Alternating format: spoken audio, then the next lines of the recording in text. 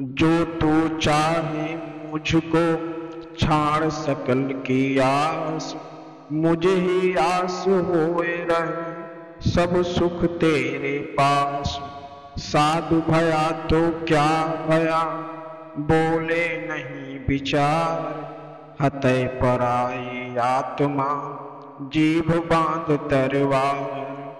हंसा के घट भीतर बसे सरोवर खोट, चले गाँव जहाँ नहीं तहाँ उठावन कोट।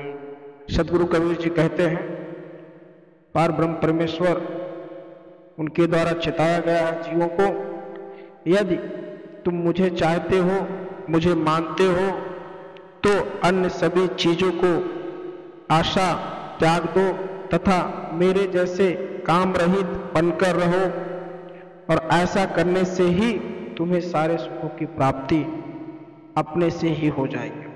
केवल साधु का पहनावा धारण कर लेने से कुछ नहीं होता। यदि कोई सोच विचार करके नहीं बोलता तथा अपनी जीवा में झूठ एवं कड़वे वचन रूपी तलवार बांधकर दोषों की आत्मा को पीड़ित करता रहता है, तो उसे साधु का नाम नहीं दिया जा सकता।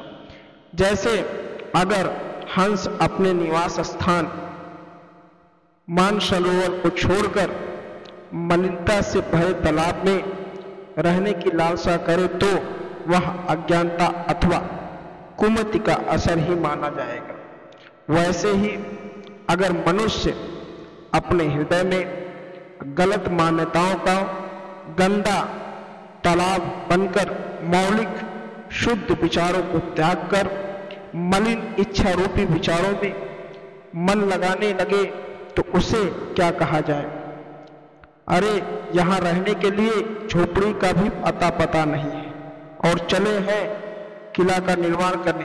तात्पर्य यह है कि उन कल्पनाओं को लेकर चलने से कोई फायदा नहीं होता जो कभी पूरी नहीं हो सकती, जो संभव ही नहीं। आगे सदगुरु कबीर साहब कहते हैं, मधुर वचन है औषधि, कटुक वचन है तीर, श्रवणदार होए संचरे, सालय सकल शरीर। ढांढस देखो मर जीव को, धाय दुरी पैठ पताल, जीव मटक माने नहीं, ले गही निकार लाल।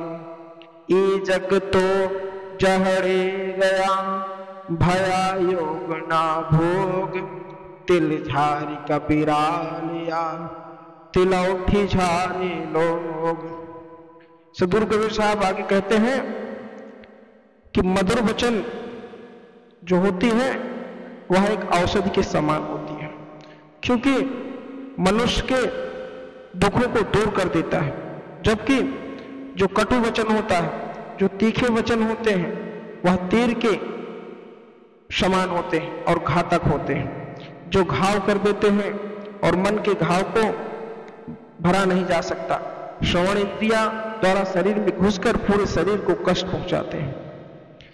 मर्जियों की हिम्मत कोई जवाब नहीं है, जो सागर में जाकर नीचे तली तक पहुंचकर झिझक अथवा किसी भय के बिना मोती लाग लेकर ही बाहर निकल आता है।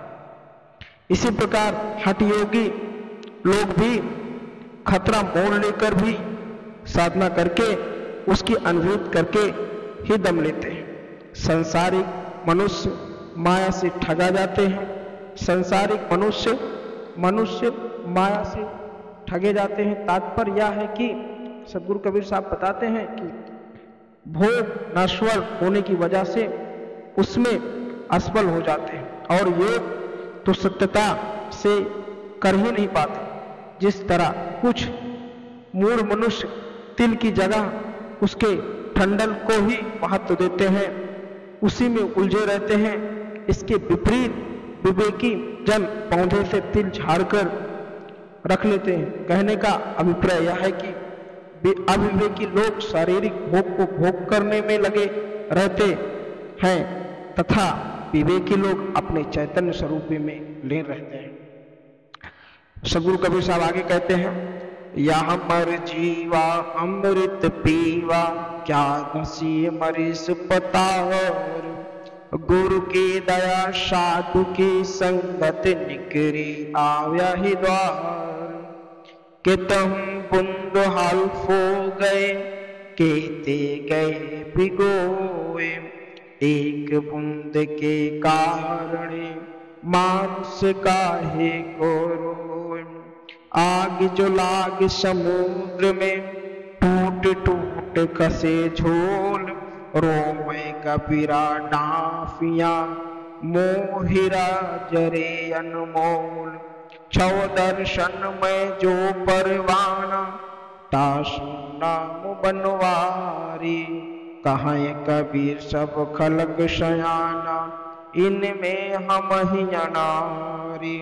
सदगुरु कबीर साहब कहते हैं कि जो हठ योगी होता है, गोताखोरों अविनाशी चैतन्य स्वरूप को बोध हासिल करके ही आता है, क्योंकि जो हठ योगी होता है गहराई में डूबकर और कुंडली प्रदीपन के भ्रम में पड़कर अपने अमूल्य समय को विनष्ट मत करो, क्योंकि इससे कुछ भी नहीं मिलेगा। जब सद्गुरु की अनुकंपा प्राप्त होगी, जब शोभे उपदेश तथा साधु संतों की संगत के करोगे, तभी विवेक रूपी मार्ग प्राप्त हो सकता है।